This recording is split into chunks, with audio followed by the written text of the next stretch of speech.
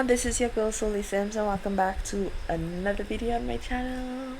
If you are new, welcome, and if you're coming back, welcome back. This is a long time in the making, the continuation of the Willow Creek series. This is the last neighborhood, actually, the last build I should say, in this particular neighborhood, which I have renamed Rickshaw Avenue. I can't remember what it was originally, and I didn't check. I didn't. But here it is. It's Rickshaw Avenue now, and well, initially I wanted to put it up a tenement, but I decided to put in a pocket neighborhood instead. And for those of you who don't know what a pocket neighborhood is, it's a type of planned community that consists of a grouping of smaller houses, often surrounding a courtyard or garden area, which I implemented both of, as you saw in the top video. And it's just designed to promote a feeling of togetherness and just a close-knit community, as well as an element of safety. Now, I did build everything. I did the structures, the landscaping, everything, and I just decided, because it would have made the video just super long, to just forego showing the construction of the builds itself and just show you what I've done on the interior, as whilst I tell you about the persons living within this community. Now, it's really 4 houses that are here, and all but one is vacant. So this house we're building, we're decorating, is that of Tobias Eccles. He was an orphan who grew up in an orphanage, and when he turned 18 he left and started running with a criminal gang, doing petty crime, where he eventually ended up in prison in his early 20s. Whilst he was there, he met Nixon, a member of the Howling Wolf biker gang. So he decided to join up, and he got into a lot more trouble, where he eventually wound up in prison again. So in there, he reflected on his life, and he decided to leave the gang when he got out. But unfortunately, they don't let you go quite as easily, and he got a scar to prove it. He was left for dead on the side of the road, and he was found by Frankie Sin on one of his trips to Strangerville. Frankie is actually the founder. Him and his wife June are the founders of this pocket community, but we will get to that later on, about why it all came to be, etc. So Frankie brought him back to Willow Creek to be nursed back to health by Frankie's wife June, and Tobias is a simple man of simple pleasures and is a major contributor to this little pocket neighborhood, and his carvings help bring in much needed funds to the community. So as you can see, it is a very simple living for him. He's not too big on too much clutter and just too much extravagance. He's a very simple person, which is a little bit like myself, if I dare to say it. But anyway, so he really likes working with his hands, so he's very handy, and which helps a lot, because he's helping Frankie and June, who are both elderly couples now, an elderly couple now, just maintain the houses and everything. He also does crafts. Like I said, he crafts furniture, he crafts carvings, sculptures. This is what I wanted to say. So he does these 2 things, and they sell really well. He's fairly happy here. It's like his personality has changed, and he's just a more happy, freer person, but he's like a loner type as well, and tends to keep to himself as much as possible. Like I say, it's just a four houses in here. There is one lot that sits empty. It was empty about maybe a year ago sometime, and somebody moved out, and they just haven't gotten a chance to get anybody to move back in. Now, in all the houses, I started with the bathrooms, and then I decided then to start working on the personalities of the people inside. So even the empty lot does have a bathroom and a functioning kitchen, but there's no other furniture just apart from that. And I figured that's how most houses are rented out, in most places, with these type of amenities. Anyway, So we're moving on to the next house, which is directly behind Tobias's, and this belongs to Sawyer Hurley, who is a single mom, and her toddler son, Corbin Hurley. Now, Sawyer is a country girl, and she met and fell in love with her husband Dylan in the small village when they were both only children. Soon after, they were so sure that they were in love, they got married, and unfortunately, their parents both passed away.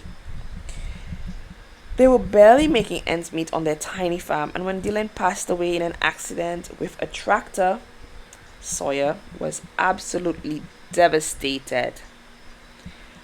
To make it worse, she had only just found out that she was pregnant with their first child, which would be Corbin. So, unable to keep up with the small farm, she sold it and moved to Willow Creek after finding about the pocket neighborhood situation. She figured it would be a good place to raise her son, Corbin. And Corbin, of course, is a picture of his father, and he brings Sawyer so much joy. She's so happy about it. He's a cheerful, bubbly little boy who often makes his mother laugh and exasperated, as children tend to do, by all of his little antics. So June and Frankie, they always come by to check on them, and Sawyer feels like she's made a new family within the neighborhood. So she feels secure, she feels happy, she feels that this is a place where she can raise her son, and she's just happy about that. She is very good at gardening. She's actually level 10 gardening, and she does grubs as well and beetles. She's okay at cooking and kind of alright with baking. And well, her contribution is of course the crops that she provides, and supplements that with selling these things as well at the farm. Now, we on this neighborhood, there is also a small marketplace that I created for them. So like maybe every Sunday or something, it can be the market day where they will come out and put out their wares, etc., and just try to make monies off of that. I have never tried to do multiple Sims standing tables before, and I still didn't do it when I player tested the houses. And I will try just to see, just for my own satisfaction, because I'm very curious about that now. I will apologize because I do go jumping back and forth between different areas in the house, and that is because I keep seeing things that I want to use in the house, and it's not in the part of the house that I'm supposed to be using it for. So yeah, so that happens a lot. So I apologize for that. Um, her house. Now I think it is so reminiscent of her personality, her character, and you will notice that there are lots of toys just strewn around the place, and it's just because Corbin is just a little bit spoiled. He literally doesn't need anything, but he is a spoiled little boy in that, well, spoiled with love, I should say. Everybody loves him because he brings them such happiness, such joy, and he actually, oh, I'm so tired. I'm tired. He actually gets lots of toys from his mom, from June and Frankie. They always come over to see him, and we'll know about their story later on down the line. And Tobias also makes a lot of the furniture as well as toys, and he of course loves coming to death. So he often brings stuff over for them. I did do a I'm jumping up to another topic. I did do the upstairs area for the one of the members of the community, who is a starving artist. But I didn't record when I was doing it. But you guys will get to see it anyway because I did take pictures of it. Anyway, like I was saying before, focusing on this house. Her house is fairly narrow, particularly the upstairs area. I think the hallway is like super narrow. It's just enough for one sim to walk at a time, but it is okay. She's fairly happy with it. There are some changes that I made after I initially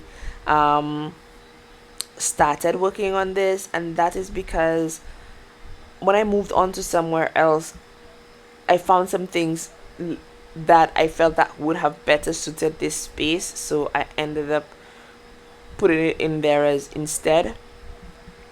The kitchen, I think, is her. She's, like I said, she's a fairly good cook, but I think the kitchen in this house is probably my favorite place in the whole of the community, simply because it just feels so welcoming and cheery, and I think it's the largest kitchen in all of the houses. And actually, when I was playing this to test it out, everybody would come in here to um to get their breakfast, their lunch, everything. They would come in. Well, of course, it could be because she cooked as well. So she cooked and she had stuff.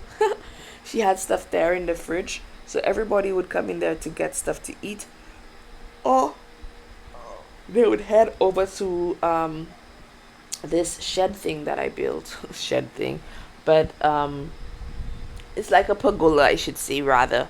And there's a picnic bench, and they do the barbecues, and there's a fireplace, so they can go out there in the event that they want to do like a communal barbecue or communal eating as well. The good thing is that eventually I did have to do it. I did have to lock the certain doors against certain people, but for the most part, everybody can go in and just use the other facilities from the other houses, except the one for the empty lot, which I locked for everybody's, because I don't want, my thing is like, I don't want anybody going in there and just using up the stuff, breaking items, etc. So I've locked it for everybody. No, no, there's no exceptions. Everybody is locked out actually. And I've already planted a few items in the garden. It's mostly like fall stuff, because it is fall right now in the community.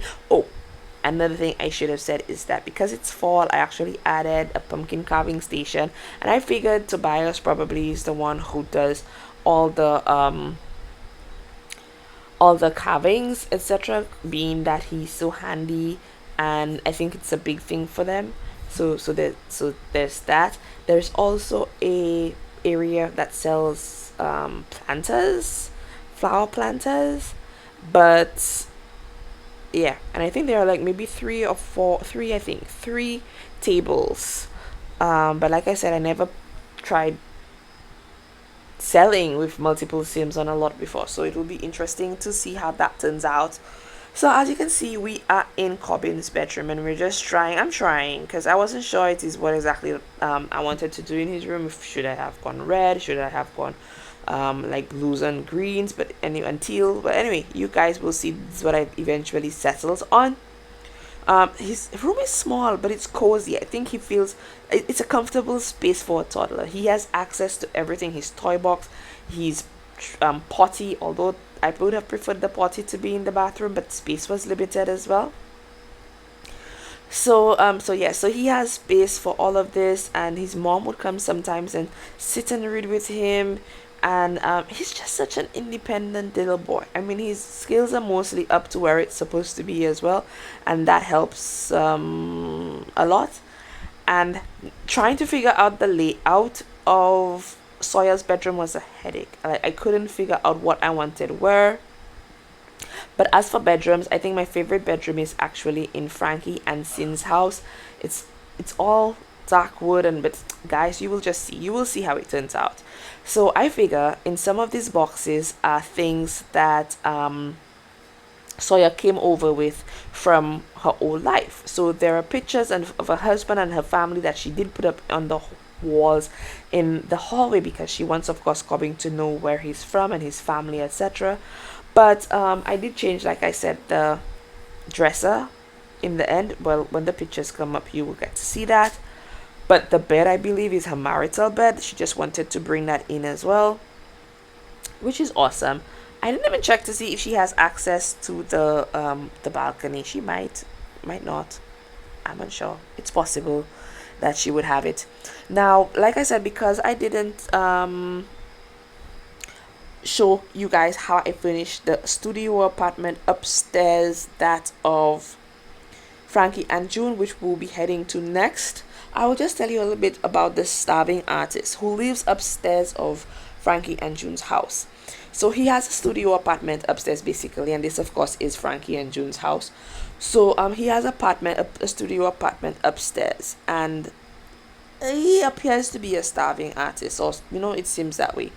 He specializes in sketches mostly, and he insists he wants to be an artist, but he's very bad at it, and has even affected a fake accent he thinks make him appear more interesting. So he rents the upstairs apartment for Frankie and June, and he does the bare minimum of contributing to the neighborhood, and he often misses his rent. He really is a shady kind of character. He wants to move into the city but can't afford it, and he doesn't mind occasionally hitching a ride with whoever is happening to go into San Myshuno. So if anyone from the neighborhood decides that they want to go into the city, he would get a ride with them, or he would just hitchhike until he gets there, because he doesn't own a car, he doesn't own any form of transportation at all, but he doesn't care. He just wants to get to go where he needs to go. So he's not very well liked by most people, and he just has this kind of slimy aura about him, and he doesn't shower regularly, so he does have a little smell as well, but he doesn't care. Like I said, he just wants to do what he does, etc. I did put a set of binoculars in his room next to a window that faces Sawyer's house, so you guys can make with that what you will. But yes, he's like a really horrible person, and I guess, well, I not just guess, he definitely does have a crush on Sawyer. But nobody likes him. Like I said, they tolerate him because he's there, but they don't really like him at all. So let me just tell you guys a little bit more about Frankie and June Sin. So they founded the Pocket neighborhood, and their story is a bit of a tragic one. So years ago, the couple had a son called Alexi. June often allowed him to play in the backyard, and she would go indoors to do different little tasks, but she would be able to see him. So this one particular afternoon, she went in to make some lemonade to bring it back out to Alexi, and then the unthinkable happened. Alexi actually ran into the road after a ball, and was fatally injured by a vehicle. The couple were inconsolable for a very long time, and together they came up with a plan to prevent the tragedy from occurring again. And together they built the houses on the lot, renting houses out to people in need of a safe place to stay. The only condition is that they continue to contribute to the community and just abide by the rules. So Frankie bakes, and his speciality is the pumpkin pie. He's so good at the pumpkin pie, really delicious. And June knits and she crochets. She knits and does needlepoint, and she sells on Plopsy as well as the market day. And she does a lot of clothing as well obviously, because knitting, that's part of what it is, for charity as well. So she does that. They're all around good folks basically. But we're here, like I said, into my favorite part of the build, which is, well, this house is the bedroom. I just like the dark tones, and I like the woods, the green as well. Green is my favorite color after all, but it's appealing to me, and it's relaxing to me as well. So yeah, basically that is it. Now this is the house that they used to live in originally. They used to be upstairs as well, but of course they had to do renovations when they came up with this, and they just decided that they're going to move into downstairs, this area where the bedroom is, because of all the windows. As you can see, it used to be a type of conservatory tea room type of space that mixed with the living room. So this used to be more open, etc. So it was the living room and conservatory, but of course it got turned into this. So we're coming to the end of the video, and I just hope that you guys enjoyed this as much as I did making it. And it's just fun. It's been fun doing this, and I'm so happy that we've had another neighborhood out. So yeah, whew, that was it. Thanks guys, and I will see you again. Enjoy the screenshots.